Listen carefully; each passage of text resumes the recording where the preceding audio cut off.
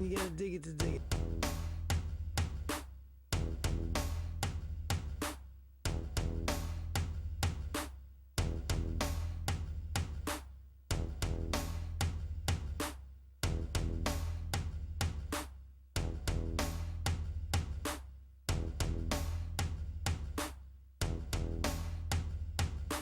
You grew up in New York, huh? Yes, I grew up in New York. I grew up in the Lower East Side, and then a little bit more south, Suffolk, Norfolk, Hester, and then we moved up to Spanish Harlem in '68, and both places.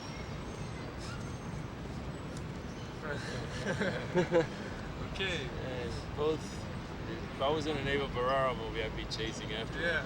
Yeah. Yeah, right?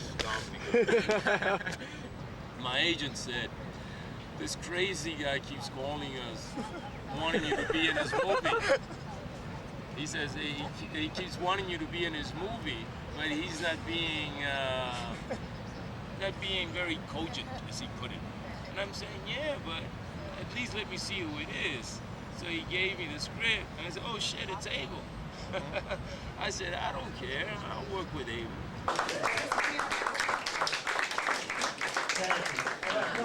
You know what I'm saying? Because without the movies, they ain't got dick, man. You know, it's an ongoing battle, but you know, with digital video, with the internet, and you know, it gets down to who's got the talent and who's got the desire, and not who's got the fucking power. Don't let anybody take you for a ride, man. You know what I mean? Really, because it's the ball is in our court. I mean, if there's no films, they could take all these fucking computers, they could take all the internets, they could take all these screens, and they could turn these movie theaters into fucking, you know, all-night washing machine places.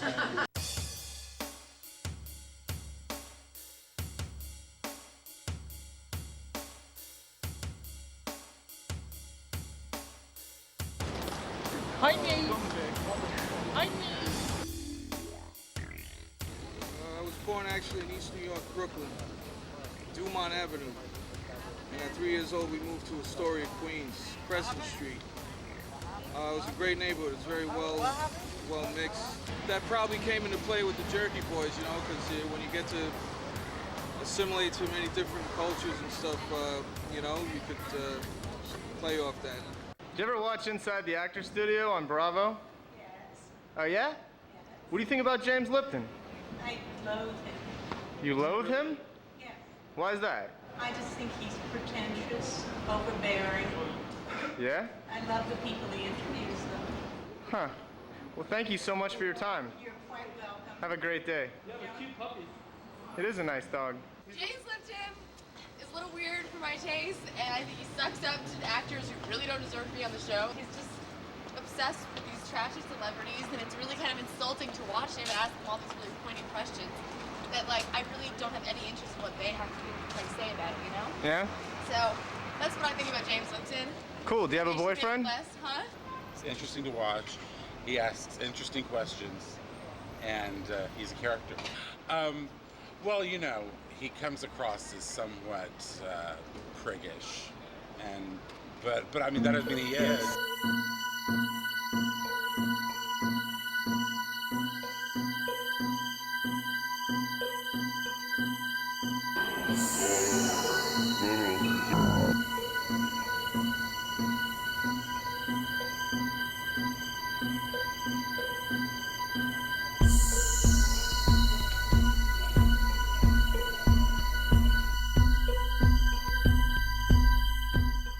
The ones who are most critical of me on those grounds, are not accepting the basic premise of the show. They refuse to accept it.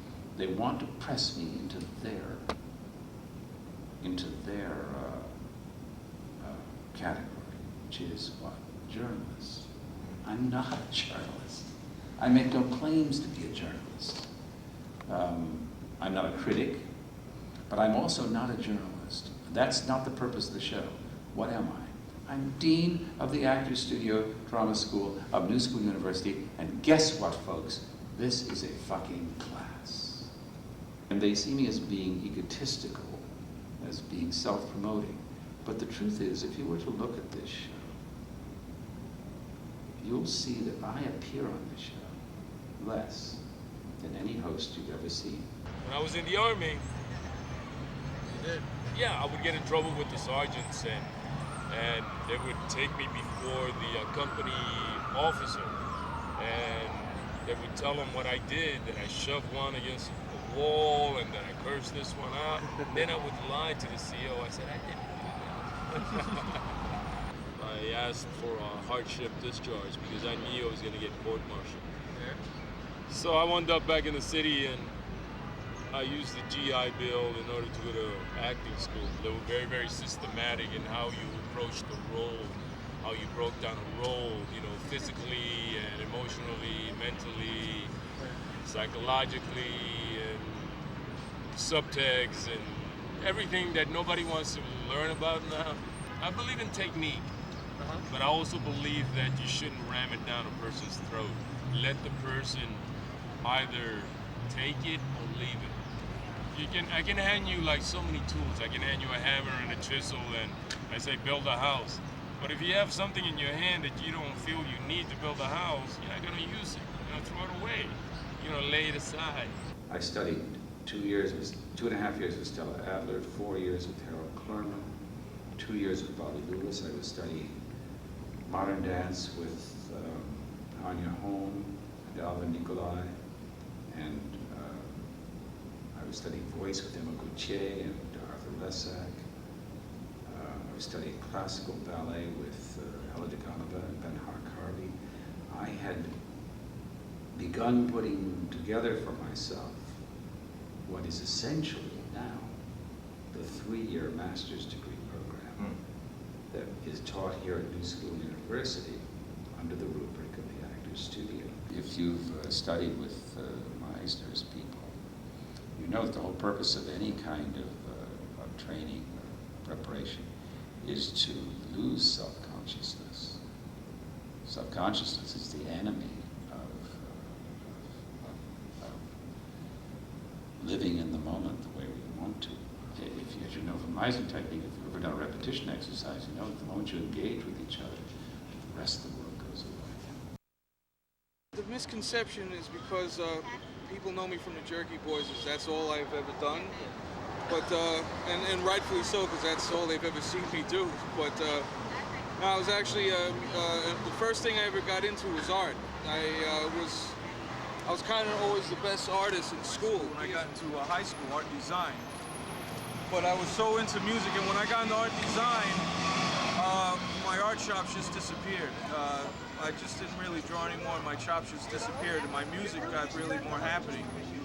So I switched majors when I got into art design into motion pictures, the motion pictures major, and in that class we had the guy that made that movie 3,000 Miles to Graceland, Damien Lichtenstein, yeah. Spike Lee's brother, Sankey Lee. Cool.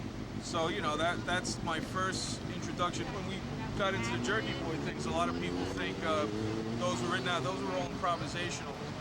I just started really writing about 94, 95, I got into the screenplay stuff, you know? And the funny thing about the writing, because how I attracted all these people to do the God Has a Rap Sheet, is they love the script. Yeah, it's... You know, I never read plays or, you know, I never did that kind of stuff, you know? So I didn't have anything to draw from, you know? And that helps me, because it makes me come across, like, very original.